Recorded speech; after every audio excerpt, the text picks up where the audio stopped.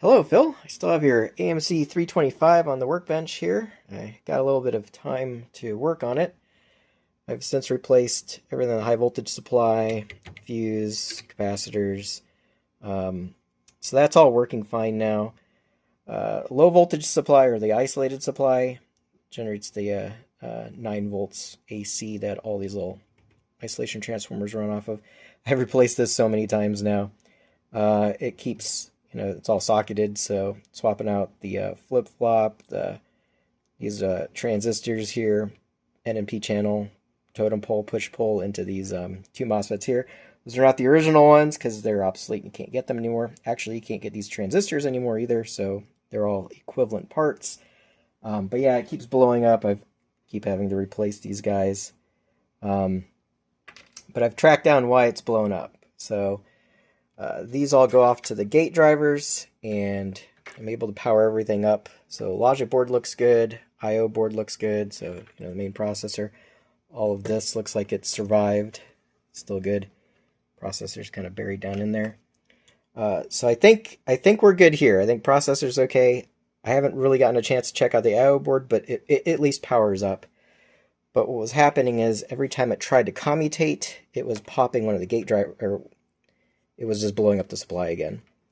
And so these are a little difficult to troubleshoot. The gate drivers down here, because they send feedback that they're ready.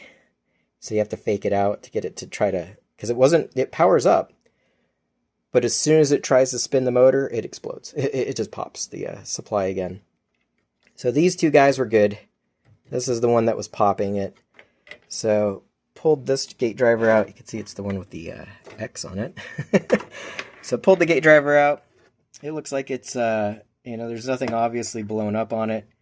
Until you look on the bottom here, it's like, oh, wait, there's a huge metallization. It looks like something exploded. This board is bad. Like this whole section is dead. So it powers up, it powers up as soon as it tries to tell it to start commutating. So we know this is working, the isolator, optical isolator. So the signal to tell it to start going is working. Isolated supply on here is working, or at least these diodes are converting it back over to a DC voltage. But the output stage is dead. These two are the actual gate drivers. They're dead.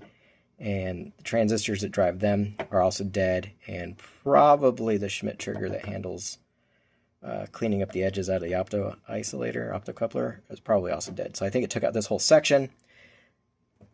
These are the same chips, same packages. It's almost the same exact, well, it is the same exact circuit that they use over here on the isolated supply. So yeah, it's going to be replaced with equivalent parts. So the whole section needs to be redone. But here's the bad news. I don't know if you can see in here. So take the gate driver out, and this appears to be the root cause. Let's see if I get this flashlight in here.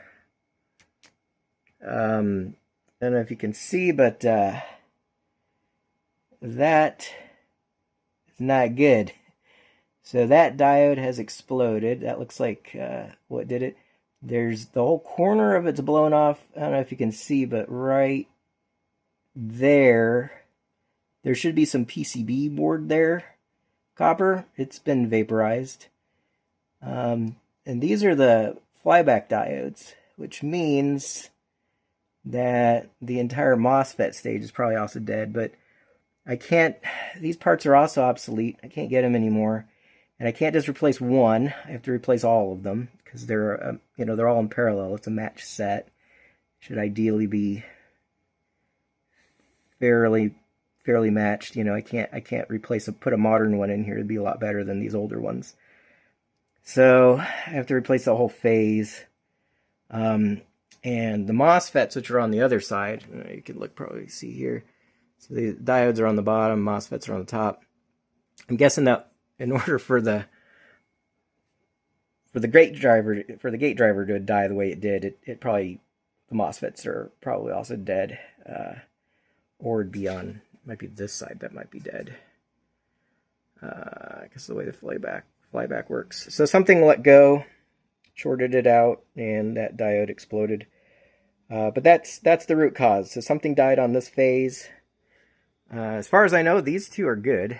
The other side, the other two phases look like, I mean, I haven't really been able to spin the motor yet. I'd have to replace this whole phase.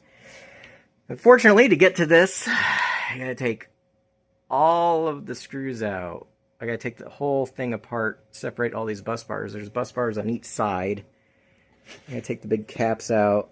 Yeah, it's just gonna be it's a nightmare to work on. Pull that whole thing apart. Yeah. So let me know if you want me to proceed or not, because yeah, it's going to be an awful lot of work to get this one back up and running. To order a lot of parts. I probably have to replace pretty much everything on this phase.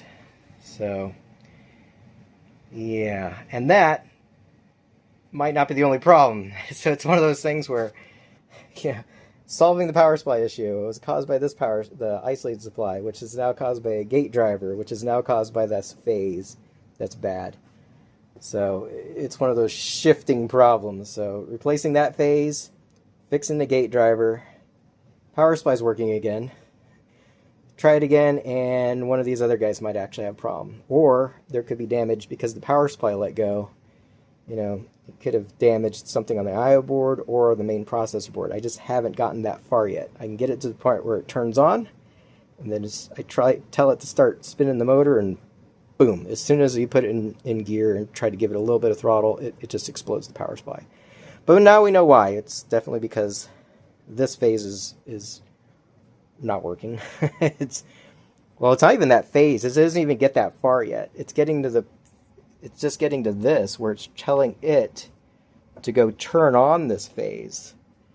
And as soon as it tries, something in here shorted out, and it just shorts out the supply, and then it just blows this up. So yeah, that's kind of where we're at. Thanks for watching. Bye.